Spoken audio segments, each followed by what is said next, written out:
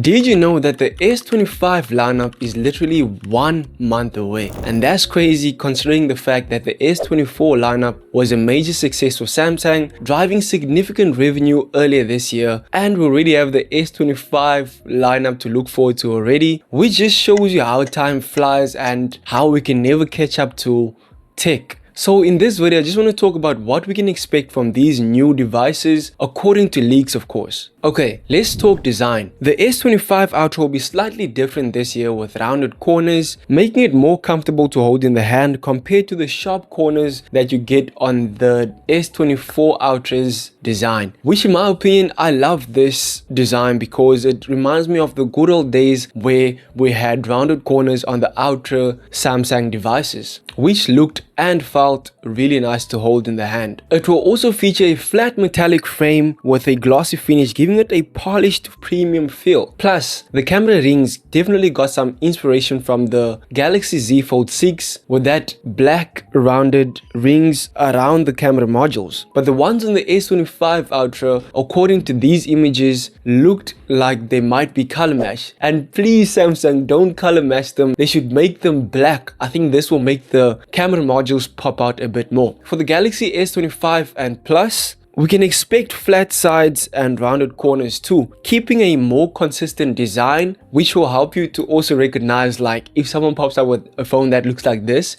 you'll be able to recognize that this is a Samsung phone, which sounds amazing to me because it's more recognizable. And that's pretty much it for the base models. Now let's move over to the display upgrades. The S25 Ultra screen is rumored to be a 6.9 inch, slightly bigger than the 6.8 inch display on the S24 Ultra. And I got this question in my head: are phone displays getting way too big? Comment below. The S25 base model gets a subtle increase to a 6.36 inch display, offering more screen real estate. While on the other hand, the S25 Plus sticks to its current size. And with rumored thinner bezels, these phones are said to look even more immersive. And I personally think the future of smartphone displays are heading to a bezel-less display. At this point, Apple is cooked. Now, the cameras. Samsung's bringing heat with its cameras next year. The S25 Ultra is rumored to have a 200 megapixel main sensor, a 50 megapixel ultra wide and dual telephoto lenses, 50 megapixel at 5x zoom and 10 megapixel at 3x zoom. We're also hearing about major improvements for low light performance on the ultra wide camera. This will be a massive upgrade for nighttime photographers,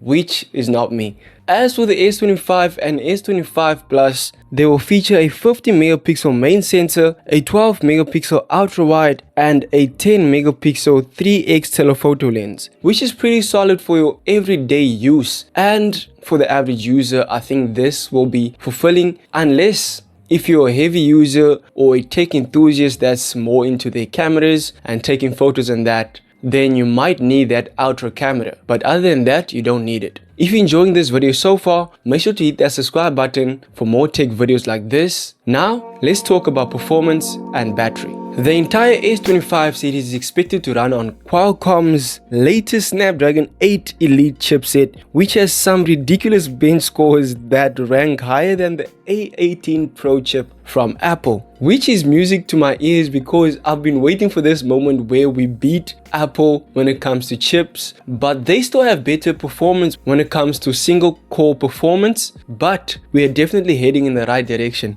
And I'm hoping we're not gonna have any Exynos nonsense on our base models. Please, these rumors must be true because Snapdragon is just the way to go, man, especially on Samsung devices. Battery wise, the S25 Ultra keeps its 5000 mAh battery capacity with 45 watts wide charging. The S25 and S25 Plus are rumored to have a 4000 and 4900 mAh battery. But there's rumors that suggest that the S25 lineup might drop to 9 watts of wireless charging, and I'm guessing that like 15 watts, and this will be a massive setback when it comes to wireless charging. And if you compare to a company like Honor, for example, they support up to 80 watts of wireless charging on their new Honor Magic 7 Pro, which is insane. But it also shows that not many people use this technology yet, and that's understandable. But 9 watts is a bit of a, what can I say?